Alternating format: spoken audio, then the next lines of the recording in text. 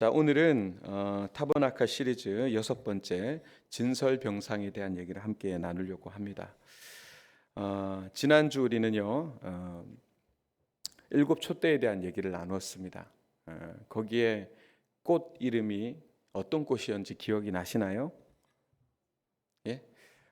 번역되기로는 살구꽃이라고 이렇게 번역이 되어 있지만 사실은 아몬드 꽃이다, 이런 얘기를 함께 나누었고요.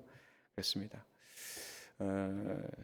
긴 겨울, 추운 겨울을 뚫고 가장 먼저 깨어나서 꽃을 피우는 그 꽃이 바로 이스라엘에 가게 되면 바로 아몬드 꽃입니다. 저도 그 봄에 이스라엘을 두 번을 갔었기 때문에 그 아몬드 꽃을 봤었고, 또 너무너무 신비로웠습니다. 그냥 그들에게는 일상인데 또 그 땅에서 그 아몬드 꽃을 보면서 되게 신비로웠던 생각이 듭니다. 예수 그리스도의 조명, 아몬드꽃 등불, 그 조명을 비춘다는 것은 그렇습니다. 긴 겨울을 지나 그 차가운 겨울, 굳었던 그 겨울을 뚫고 생명이 움트면서 꽃을 피우는 그런 능력이 있는 것이 바로 일곱 촛대의 그 빛의 조명의 능력이죠. 지난 한 주간도 여러분들이 하나님의 조명하심, 그 빛의 조명하심으로 평안한 삶을 사셨는지 모르겠습니다. 성소 안에 들어가면 건축학적으로 문제가 있다, 이렇게 말씀을 드렸고, 또 성막에서 가장 문제되는 것이 창문이 없다. 지금으로 따지면 준공이 떨어지지 않는 그런 건축물입니다. 화재 나면 큰일 나고요. 또 빛이 안 들어오기 때문에 환기도 안 됩니다. 그런 곳에 유일한 사람들이 그 안에 제사장이 들어가서 기동할 수 있도록 유일하게 돕는 그런 도구가 바로 일곱 등잔대였습니다. 그 빛이 조명이 이루어지는 순간, 그때부터 비로소 보이지 않던 그 기구들의 실체가 드러나게 되죠. 그런데 여러분, 오늘 제사장이 이제 처음 그 성막을 짓고 일곱 등잔대 등불을 탁 켰을 때 가장 먼저 마주하게 되는 대상이 무엇인가? 바로 등잔대 바로 맞은편에 있었던 바로 떡상이라고 불리는 진설병상입니다. 우리 사진을 한번 좀 이렇게 생겼습니다. 이 또한 어떻게 보시면 이거를 포터블하게 만들기 위해서 옆에다가 짝대기를 이렇게 꽂았죠. 오늘 읽었던 출애굽기 25장 말씀 그대로 이렇게 설계해서 만들게 되면 이렇게 앞뒤에 이렇게 꼬챙이를 꽂아서 이렇게 기동할 수 있도록 만든 그런 아주 포터블한 그런 도구입니다. 그리고 보시면 떡이 6개씩 두 군데에 쌓여 있는 것은 12지파를 상징하는 그런 6개씩의 떡이 이렇게 쌓여 있고요. 그렇습니다. 자, 오늘 이 부분에 대해서 여러분들과 함께 나눌 텐데 아주 중요한 영적 우선순위를 우리에게 가르쳐 줍니다. 자, 여러분, 빛의 목적이 있다면 무엇일까요? 먼저 어둠을 밝혀주는 것, 그렇게 얘기할 수 있겠죠. 왜냐하면 빛이 들어오면 어둠은 물러가게끔 되어 있기 때문에, 그러니까 어둠이여 떠나갈지어다, 이런 거 말고요. 그냥 빛이 들어오면 어둠은 떠나가게 되어 있습니다.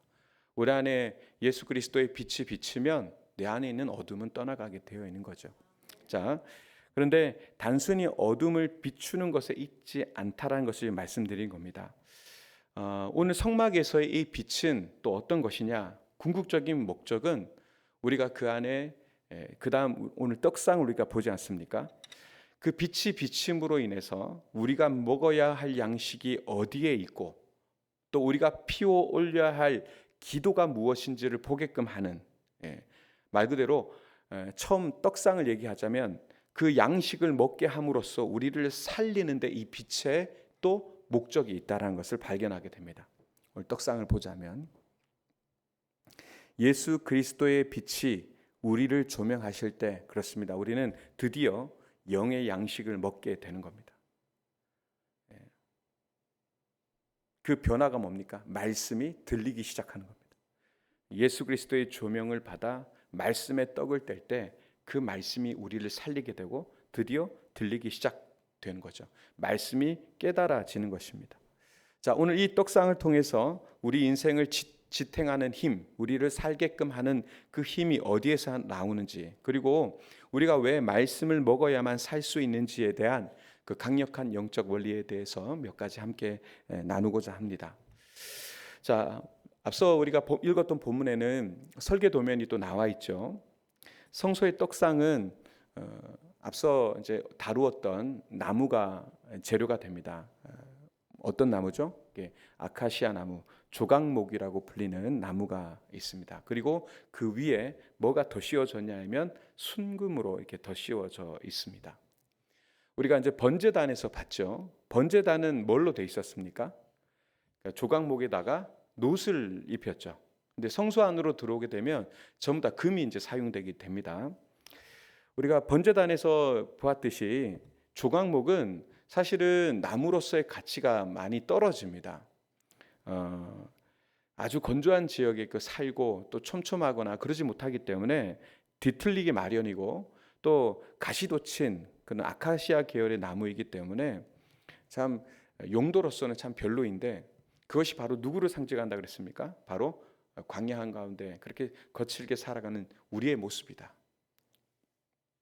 뒤틀리고 가시덤불 투성이고 그리고 쓸데없는 그런 나무. 그런데 거기에 놋을 씌우고 금을 씌워서 하나님의 임재가 있는 성막을 만들어 가신 하나님의 섭리가 있다. 이런 얘기를 했죠.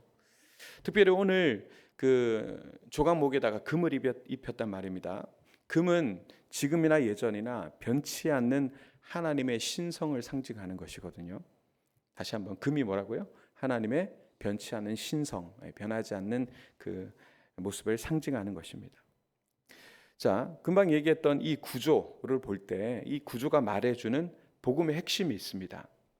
자, 요한복음 1장 14절을 보면 이렇게 우리에게 선포하고 있는데요. 같이 한번 읽어보겠습니다. 자, 시작. 말씀이 육신이 되어 우리 가운데 거하심에 우리가 그의 영광을 보니 아버지의 독생자의 영광이요 은혜와 진리가 충만하더라. 아멘. 자, 말씀이 육신이 되어 이렇게 돼 있죠. 말씀. 예수님께서 태어나신 곳이 어디죠?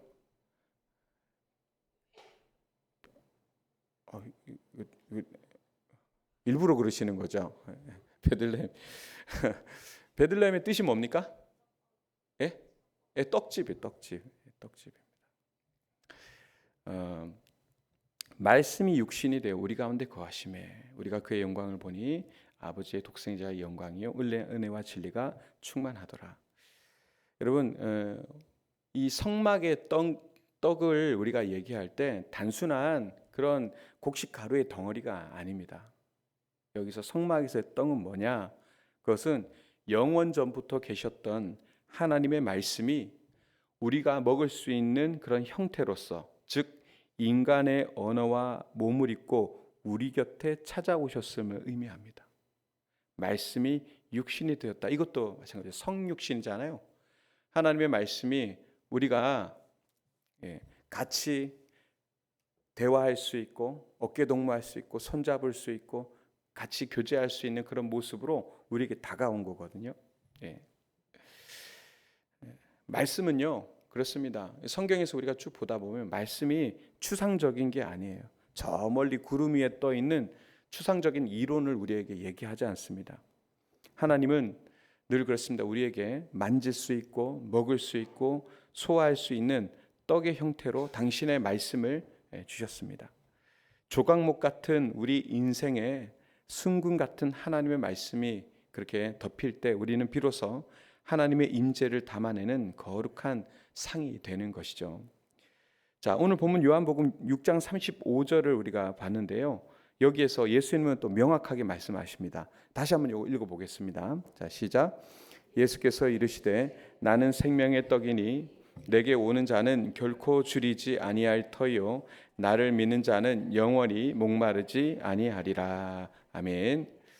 자, 구약 성소에 오늘 보고 있는 성소 위에 떡상 위에 놓인 진설병은 장차 오실 예수 그리스도의 그림자로 우리가 이해하면 됩니다. 여러분, 떡이 우리 몸속에 들어와서 피가 되고 살이 되어 우리가 생명을 그렇게 유지하듯이 예수 그리스도의 말씀이 우리 영혼에 들어와야만 우리는 비로소 영적 생명력을 유지할 수 있습니다. 여러분들은 무엇으로 계속 배를 채우고 있습니까? 그냥 육신적으로 살기 위해서 음식을 먹듯이 우리의 영혼이 살기 위해서는 세상이 주는 것이 아니라 주님이 주시는 생명의 떡, 즉 말씀을 사모할 수 있어야 한다는 것이죠. 예, 늘 말씀을 늘 사모하시고 또 묵상하는 저와 여러분 되시기 바랍니다. 구약의 규례에 따르면 떡상 위의 진설병은 오직 제사장들만 거룩한 곳에서 먹을 수 있다라고 그렇게 얘기합니다. 레위기 24장 9절 말씀인데 일부를 한번 읽어보겠습니다. 자, 시작. 이 떡은 아론 자손과 돌리고 그들은 그것을 거룩한 곳에서 먹을지니 하제 중 그에게 돌리는 것으로서 지극히 거룩함이니라. 이는 영원한 규례니라. 아멘. 예, 떡 아론 자손, 아론과 그의 자손들, 제사장들이잖아요. 제사장 자손들이잖아요. 그들이 그러니까 일주일에 한 번씩 떡을 갑니다. 그 떡상의 떡을 일주일에 한 번씩 갈고 그 갈 때 그 떡을 그 자리에서 같이 이렇게 먹습니다. 예, 그것을 이제 규례로 삼은 거죠. 여러분 이거는요 사실은 굉장한 특권이었습니다. 특권적인 권리였습니다. 근데 이게 먼 역사의 어떤 자료처럼 느껴지겠지만 사실은 그렇지 않습니다. 자, 지금을 살아가는 저와 여러분들은 어떠냐? 여러분 베드로전서 2장 9절에서 저와 여러분들을 뭐라고 정의하죠? 왕 같은 제사장이다. 만인 제사장설 아시죠? 저와 여러분들을 제사장이라고 부릅니다. 이제 성소의 떡은 특정 소수만 먹는 전유물이 아닙니다. 몰라 이걸 따라 했는지 모르겠지만 유럽의 이제 중세 시대 가장 암흑기라고 불리는 중세 시대의 교회들을 가보면 성경이 라틴어로 되어 있었습니다. 그리고 라틴어로 설교를 했습니다. 그런데 문맹률이 90%가 넘거든요. 거기에 일반 평민들은 예배당에 와서 설교를 듣는데 단 한마디도 알아듣지 못합니다. 그리고 성경은 오로지 그런 특정 소수, 특히 이제 누구죠? 성직자들만이 소유했습니다. 그러니까 자기들 마음대로 그런 것들을 가지고 이렇게 저렇게 만들어서 그 사람들로 인해서 어떻게 했습니까? 면죄부 같은 거 희한한 거 만들어 가지고 그들을 또 착취하고 그래서 엄청난 성전이란다. 엄청난 그런 뭐죠? 성당 이런 것들을 엄청나게 많이 지었죠. 이 성소의 떡은 그러나 이제는 특정 소수만이 먹는 전유물이 아닙니다. 예수 그리스도를 주라 고백하는 모든 성도는 하나님의 성소의 식탁에 앉아서 이 떡을 먹을 수 있는 당당한 권리를 부여받았습니다. 또한 동시에 이것이 우리의 의무이기도 합니다. 의무. 자, 여러분 제사장이 그 안에서 떡을 먹지 않으면 어떻게 될까요? 그 안에서 기동하면서 수행해야 할 힘을 얻지 못하게 되죠. 성도가 말씀을 먹지 않으면 성도답게 살아갈 힘을 얻지 못하게 됩니다. 이젠 그렇게 된 거예요. 특권이자 의무가 된 것입니다. 그래서 말씀을 먹는 것은 더 이상 선택사항이 아니라 제사장된 우리의 생존권이다. 이렇게 여러분 봐야 합니다. 그러니 말씀을 읽지 않고 내가 뭘 하겠다? 사실 굉장히 좀 잘못된 거죠.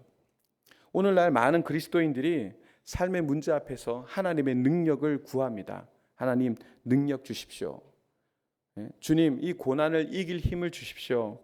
사단의 유혹을 물리칠 능력을 주십시오. 그렇게 우리가 기도하고 또 강해지기를 원하죠. 근데 정작 그 능력의 근원이 되는 말씀을 우리가 읽지 않는다. 이건 이제 잘못된 거죠.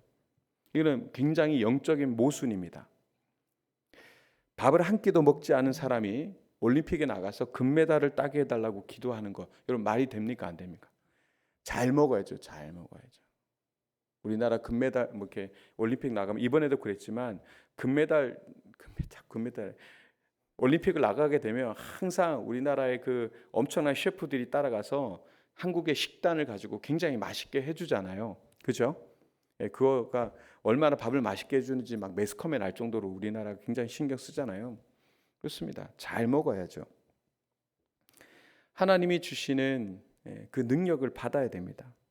근데 그 능력은 하늘에서 뚝 떨어지는 마술이 아니에요. 그냥 하나님 주십시오. 그러면 뚝 하고 팍 이렇게 내려가지고 막 번쩍하고 뭐 이런 게 아니에요. 그 능력은 어디서부터 옵니까? 그 말씀을 우리가 씹고 소화할 때 비로소 그 말씀이 내 영혼의 근육이 되고 세포가 되고 그래서 세상을 이길 힘과 능력으로 나타나게 되는 것이죠. 여러분 능력의 성도들이 되시기 바랍니다. 근데 아멘은 했는데 말씀은 안 읽을 거야. 이러면 이제 이게 모순인 거예요. 자, 그렇다면 우리가 상위에 놓인 떡을 집어 들어야 됩니다. 말씀을 읽지 않는 성도에게 하나님의 능력은요, 그냥 먼 나라 이야기가 될 수 있다. 그러니 말씀을 늘 사모하시기 바랍니다. 그러면 말씀이 우리 안에 이제 들어왔어요. 계속 말씀을 읽으라고 했습니다. 말씀이 정작 우리 안에 들어오면 어떤 일이 벌어지느냐? 어떤 일이 벌어지겠습니까? 단순히 성경적 지식이 많아지는 건 그냥 표면적인 것이겠고요. 말씀 우리 안에 들어오면 그 말씀이 우리의 삶을 실제적으로 지배하기 시작합니다. 지배라기보다는요, 통치라는 말이 더 맞을 것 같아요. 하나님의 그 간섭하심과 통치하심이 시작되기 시작합니다. 우리가 말씀을 읽으면. 자, 성경에서 진설병은요, 히브리어로 어떻게 되어 있냐면 이거 쓰려다가 제가 말았습니다. 레헴 하파님이라고 되어 있습니다. 진설병이라고 번역되어 있지만 레헴 하파님이라고 되어 있는데요. 레헴과 하파님, 그러니까 하파님 이렇게 되어 있습니다. 레헴이란 말은 어떤 뜻을 가지고 있냐면 이게 떡이에요. 떡, 양식 이런 뜻인데 그러면 하파님 되는데 이 파님은 뭐냐 하면 얼굴이란 뜻입니다. 그러면 진설병이라고 번역되어 있지만 근데 레헴 하파님 이렇게 읽어서 이걸 직역하게 되면 어떻게 되면 얼굴의 떡 이렇게 됩니다. 그러니까 진설병에 그냥 직역을 하게 되면 히브리어 직역을 하게 되면 얼굴의 떡이란 뜻이 됩니다. 자, 그럼 이게 무슨 뜻이냐? 여러분, 하나님께서는요 보이지 않죠. 하나님의 임재가 있는 것은 사실이지만 하나님을 대면하진 않죠. 대면했다가는 바로 이제 근데 하나님께서 보이진 않지만 그 떡인 놓인 자리가 어디다? 하나님의 얼굴 앞에 놓여 있는 것이다. 그것이 진설병의 뜻이에요. 그러니까 하나님의 얼굴 앞, 그분의 인지 앞에 놓여진 떡, 그게 진설병입니다. 그리고 이 떡이 24시간 365일 계속해서 그 자리에 그 떡이 있습니다. 일주일에 한 번씩 계속 이렇게 갈아주는 것, 그리고 그 떡을 제사장들이 먹는 것 외에는 항상 그 떡이 그 자리에 있어야 했습니다. 하나님의 얼굴 앞에 그 하나님의 떡, 그 떡이 늘 거기에 있어야 했고요. 그리고 하나님의 얼굴과 그 눈이 항상 자기 백성에게 이렇게 향해 있었습니다. 여러분, 우리가요 하나님의 말씀 앞에 머문다라는 것은 그럼 뭐가 될까요? 나를 향한 하나님의 생생한 음성이 되는 거죠. 말씀이 머무는 사람이 되는 거죠. 말씀을 떡을 뗀다. 여러분, 말씀에 떡을 뗀다는 것은 하나님 얼굴 앞에 있다는 것입니다. 늘 말씀이 떠나지 않는 삶을 산다는 것은 하나님의 그 얼굴 존전 앞에, 임재 앞에 내가 있다는 것입니다. 근데 이게 무서운 겁니다. 여러분, 하나님의 말씀이 머무는 사람은 어떤 사람일까요? 그 사람은 강한 사람일 수밖에 없어요. 하나님의 말씀이 머무는 사람. 왜냐하면 그 밑에 항상 밑바닥에 하나님의 말씀이라고 하는 강력한 무게중심과 닻이 내려져 있으니까 태풍이 불어도 휘청거리지 않습니다. 다 그 자리에 강하게 서 있습니다. 겉으로 이렇게 보일 때 연약해 보여도 하나님의 그 말씀이 이 마음의 중심 가운데 이렇게 강하게 뿌리 내린 사람은요 막 넘어진 것 같은데 벌떡벌떡 일어납니다. 오뚜기처럼. 그런데 그런데 이 말씀이 내 삶의 구체적인 위기 속에서 성령의 조명을 받아서 내 귓가에 살아있는 음성으로 바뀔 때가 있습니다. 요거를 뭐라고 하냐면 이제 레마라고 부릅니다. 이 말씀이 아주 살아있는 음성으로 내 귓가를 때릴 때가 있습니다. 어떤 아주 구체적인 상황 속에서, 그러니까 보편적인 상황이 아니라 어떤 구체적인 어떤 위기의 상황에서 하나님께서 나에게 딱 신호를 주시는 그 타이밍이 있는데 그것이 바로 레마라고 부르죠. 자, 예수님께서 공생애를 시작하시기 전에 어떤 일이 있었습니까? 사단에게 공격을 받으셨잖아요. 사단에게 시험을 받으실 때 여러분 어떻게 승리했습니까? 네, 말씀으로 승리하셨잖아요.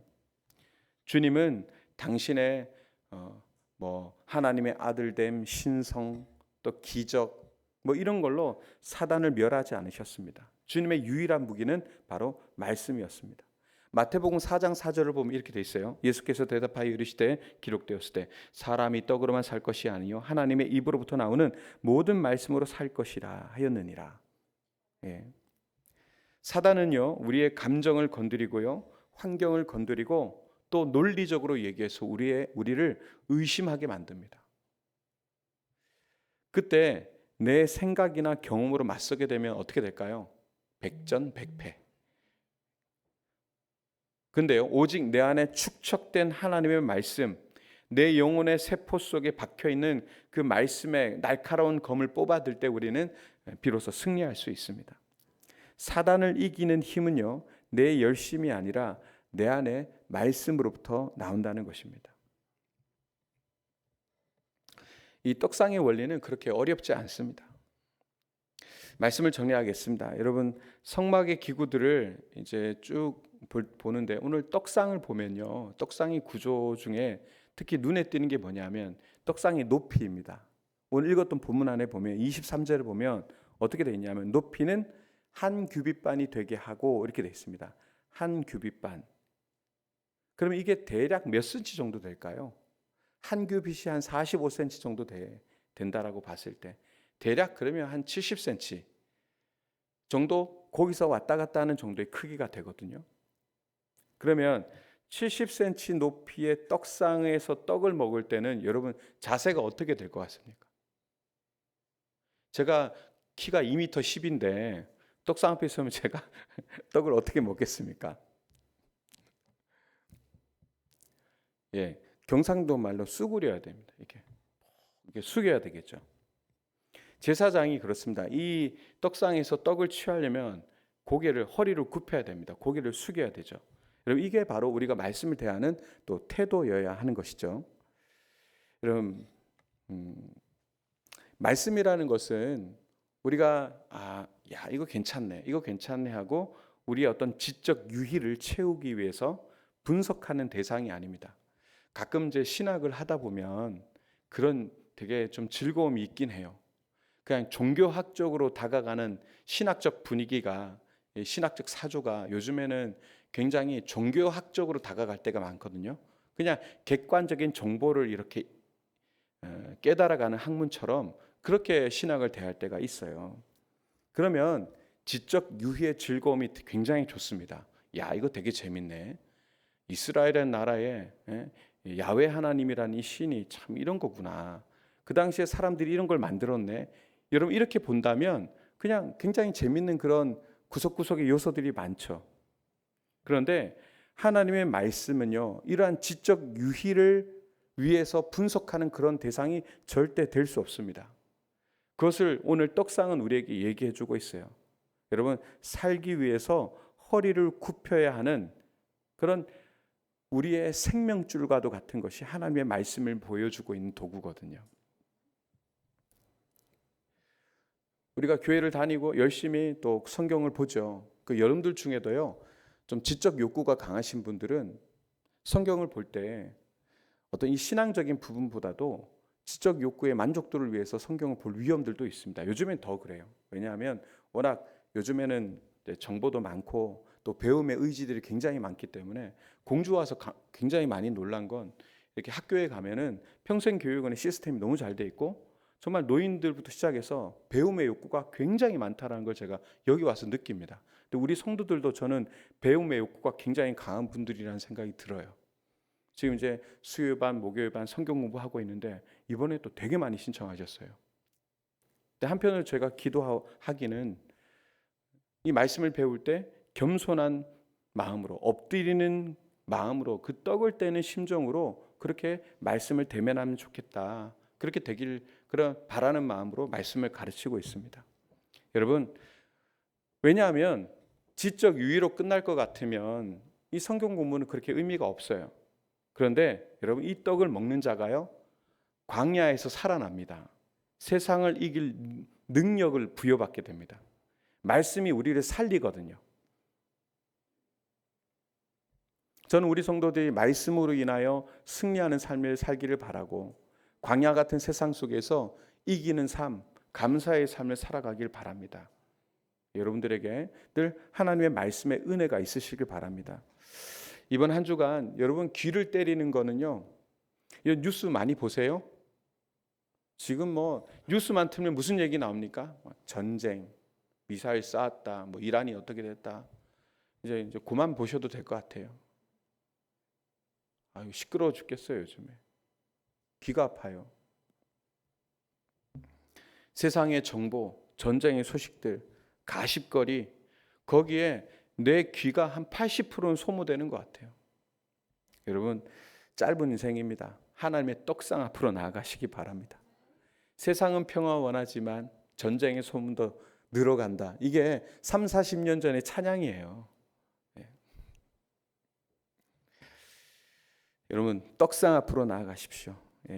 뭐 이 시대 살아가면서 능력은 원하지만 말씀을 읽지 않으면서 뉴스 보고 혀를 차고 있는 우리의 모습이 과연 그 능력 있는 모습인가? 이게 모순이거든요.